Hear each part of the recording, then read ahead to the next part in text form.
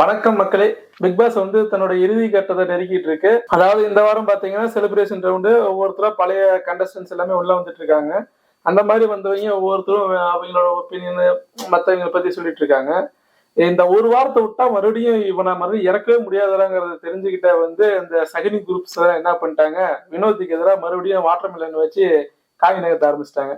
அதாவது எப்படின்னா கேளுங்களேன். ஒவ்வொரு வாய் வினோத்னா யோ நீ எப்படி அவன் வயசை பத்தி பேசுவ, 40 வயசாச்சுமே கல்யாணம் எப்படி குழந்தை பெற்று எக்ஸ்ட்ரீமா போயிட்டாரு. யாரு வினோத் இப்படி பண்றது எனக்கு சுத்தமா பிடிக்கும். பண்றது ஓகே இதுல இல்ல அவரு இவர் ஏதோ இந்த வீட்டு ஓனர் மாதிரி பேசுறாரு.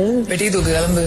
கானா வினோத்தை தவிர்த்து வர யாரும் தப்பா ப்ரொஜெக்டே பண்ண முடியாது சார். அதாவது சாதாரணமாவே ஒரு நல்லா பழகிற ஒரு ஃப்ரெண்ட்ஸ் டேய் என்னடா வயசாகி போச்சு, இத்தனை வயசாகி போச்சு, நீ எப்படா நீ கல்யாணம் பண்ணி என்னடா குழந்தை பெப்ப அப்படிங்கிற மாதிரி சாதாரணமா நம்ம பேசுற பேச்சு தான்.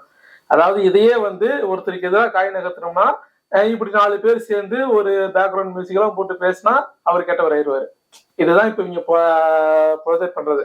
ஆக்சுவலா இவங்களே என்ன சொல்லியிருக்காங்கன்னா அதையும் பாருங்களேன். பொண்ணு பார்க்க போனா என்ன தெரியுமா, ஃபர்ஸ்ட் அது என்ன தெரியல, எல்லா இடத்துலயும் பொண்ணு முடியதான் பாப்பாங்க.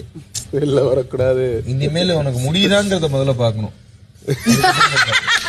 அதாவது அப்படியே அவர் வினோத் சொன்ன காமெடி அவர் மனசு புண்பட்டுச்சுன்னா கூட அது ரொம்ப சாதாரணம். ஆனா இவங்க என்ன பண்ணிருக்காங்க பாத்தீங்களா, 18+ ரொம்ப வலுக்குறா, உன்னால முடியுமா அப்படின்னு பாக்கணும்ன்ற அளவுக்கு பேசியிருக்காங்க. அதாவது அவருக்கு வயசாயிருச்சு, இதுக்கு மேல அவர் அந்த விஷயத்தெல்லாம் முடியுமா அப்படிங்கிற மாதிரி கேட்டிருக்காங்க. அதுக்கு கெக்கப்பெக்கன்னு சிரிக்கிறது யாருன்னா நம்ம டெக்கோரம் திவ்யா தான். அங்க கேட்டாங்கல்ல, ரொம்ப எக்ஸ்ட்ரீமா போயிட்டாரு, ஒரு மாதிரி ஒரு இந்த மாதிரி கேட்டாரு, அந்த மாதிரி கேட்டாங்க பாத்தீங்களா, அவங்கதான். அடங்கப்பா.